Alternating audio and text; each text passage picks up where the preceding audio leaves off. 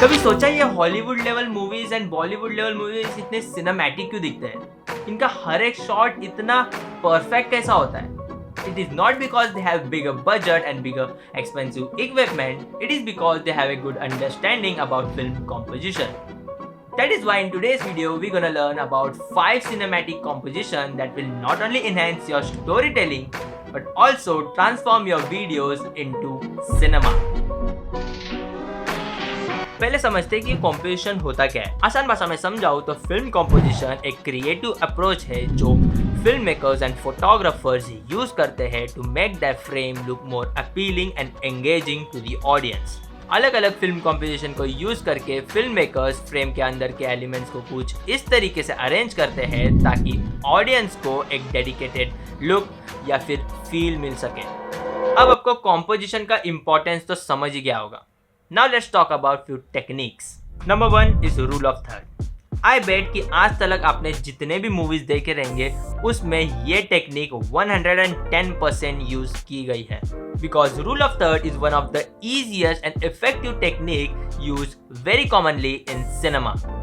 हाँ, ये वही ग्रिड लाइन्स है जो आपने डिस्ट्रैक्शन समझ के टर्न ऑफ कर दिया था। तो जाओ जाके पहला ग्रिड लाइन्स ऑन करो, then we will learn how to compose your shot using grid lines. Rule of third use करना बहुत ही इजी है। आपको सिर्फ इन 4 इंटरसेक्टिंग पॉइंट में से किसी भी एक पॉइंट पर अपना सब्जेक्ट रखकर फ्रेम करना है।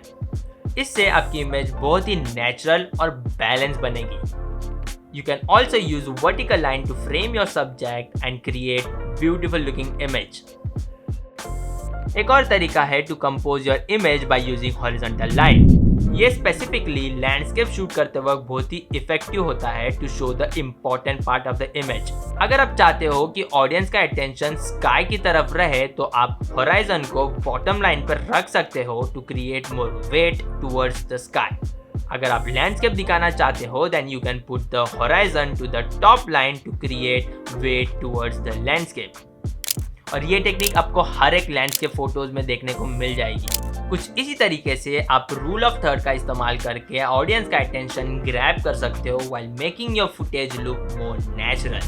जरूरी नहीं कि आपको ये रूल फॉलो ही करने हैं, क्योंकि रूल्स तोड़ने को ही बनाए जाते हैं। You can break this rule and make a perfectly balanced landscape by keeping your horizon in the centre of the frame, which brings us to the next point which is symmetry. ये मेरा personal favourite है and that's why you will see me using this technique in every fucking project of mind. याद है बचपन में हम एक symmetry drawing बनाया करते थे? कुछ इसी तरीके से इस टेक्निक में आप अपने सब्जेक्ट को परफेक्टली सेंटर में रखकर उसके आसपास के एलिमेंट्स को कुछ इस तरीके से अरेंज करते हो ताकि फ्रेम में एक बैलेंस मेंटेन रहे। इस टेक्निक में आपका सब्जेक्ट परफेक्टली सेंटर में होता है जिससे आपके व्यूअर्स को एक सेंस ऑफ ऑर्डर मिलता है व्हाइल वॉचिंग योर फिल्म। और कभी आपने स्टैनली क्यूब्रिक या फिर वेस एंडरसन की मूवीज देखी रहेंगी then you will notice that every shot have symmetry in it, literally symmetry on steroids. और ये बंदा तो अनदर लेवल ब्रो। ये टेक्निक आपके फिल्म को एक क्लीन एंड ऑर्गेनाइज्ड लुक देती है जो कि हमें हमारे लाइफ में भी गरज है, बट मुझे नहीं लगता वो पॉसिबल होगा। Nevertheless, let's move on to the next technique which is leading lines. आप लीडिंग लाइन्स का इस्तेमाल करके अपने ऑडियंस का ध्यान एक पर्टिकुलर सब्जेक्ट की ओर खींच सकते हो। For example in this shot I am using leading lines to guide the viewers attention towards the end of the गली। लीडिंग लाइन्स व्यूअर्स के सबकॉन्शियस माइंड को ट्रिगर करता है जिससे व्यूअर्स को ऑटोमेटिकली पता चल जाता है कि उन्हें कहाँ देखना है। Leading lines could be drastic और it could be used in very subtle way. Like in this example मैंने बहुत ही सटल वे में लीडिंग लाइन्स का इस्तेमाल किया है to highlight my main subject. अगर आप ध्यान से नोटिस करोगे तो लीडिंग लाइन्स हमेशा हमारे इन्वायरमेंट में मिल जाते हैं। और एक और चीज़ हमारे इन्वायरमेंट में ईजिली मिल जाती है वो है frames. Frame with in the frame एक ऐसी कॉम्पोजिशन टेक्निक है जिसमें आप अपने मेन सब्जेक्ट को नेचुरल या फिर मैन मेड फ्रेम्स के अंदर पोजीशन रखते हो to create more depth and dimension in your image. As you can see यहाँ मैंने विंडो फ्रेम का इस्तेमाल किया है to create more depth in the shot.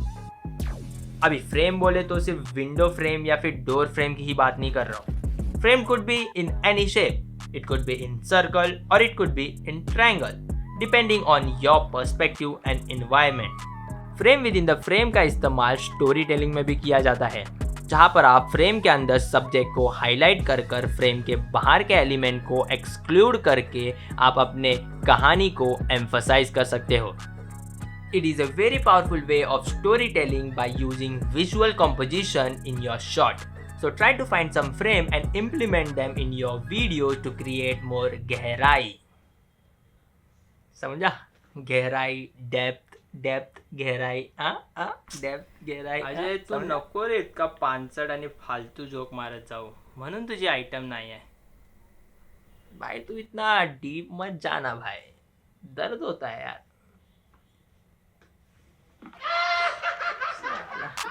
Now let's talk about the fifth technique, which is depth. Depth can create sense of distance and dimension in your image.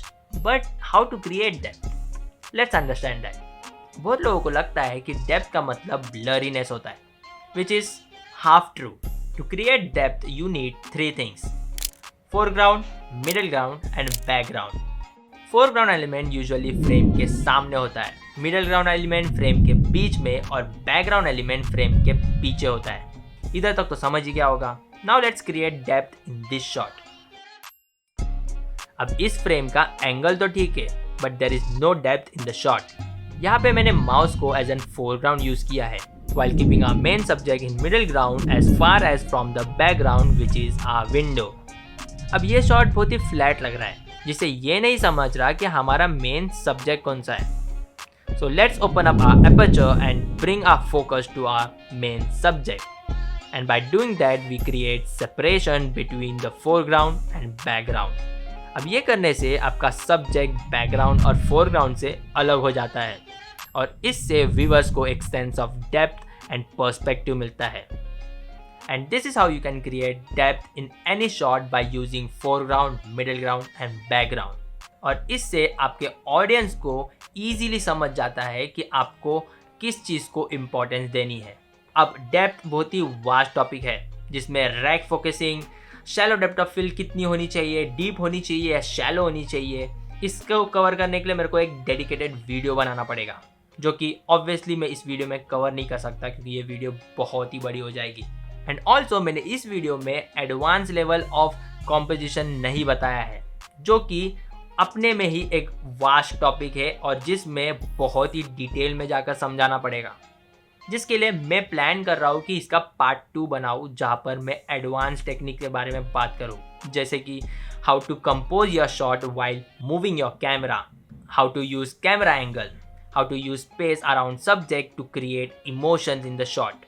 बहुत सारे ऐसे advance technique है जिसको use कर आप अपने image को cinematic look या फिर सिनेमा टाइप लुक दे सकते हो.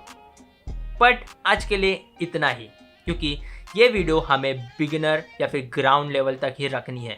अगर आप चाहते हो कि इसका पार्ट 2 में बनाओ, then please make sure to like this video and just comment में बता देना कि हाँ भाई तू पार्ट 2 बना and I will do it. और जल्दी जल्दी इस वीडियो को ख़त्म करते हैं, क्योंकि गणपति बाप्पा आ रहे हैं और सब लोग ढोल बजा रहे हैं, तो ऑडियो थोड़ा ख़राब होने वाला है. I hope you learn something out of this. And पिछले कुछ दिनों से हम लोग बहुत रैपिडली ग्रो कर रहे हैं. We recently hit 2K subscribers. I am very very very very humbly appreciate you guys. Thank you for being here. Thank you for supporting my channel and thank you for understanding my content, क्योंकि मैं थोड़ा film making के इसमें genre में बनाना चाहता हूँ, hardcore film making के genre में. एंड आई डोंट नो, मुझे लगा नहीं था कि ऑडियंस देखना पसंद करेगी उस टाइप का कंटेंट, बट पिछले वीडियो को आपने अच्छा रिस्पॉन्स दिया. That's why I made this video. और अगर इस वीडियो को भी अच्छा रिस्पॉन्स मिलता है, then I will keep making this kind of hardcore film making content, जहाँ पर हम प्रोफेशनली बात करते हैं. We can talk about how to light subject, how to light your shot, particularly in a film way, not YouTuber way. ठीक है, That's it for today's video. Thank you for watching here. Thank you for being here. अगर इधर तक देख रहे हो तो like कर दो, ताकि ये वीडियो और भी लोगों तक पसरे. And thank you for watching and that's it. As always, take it easy. Peace. Deva Deva Deva, thank you for 2K Mahadeva. ओम नमः शिवाय. ओम नमः शिवाय. बाय.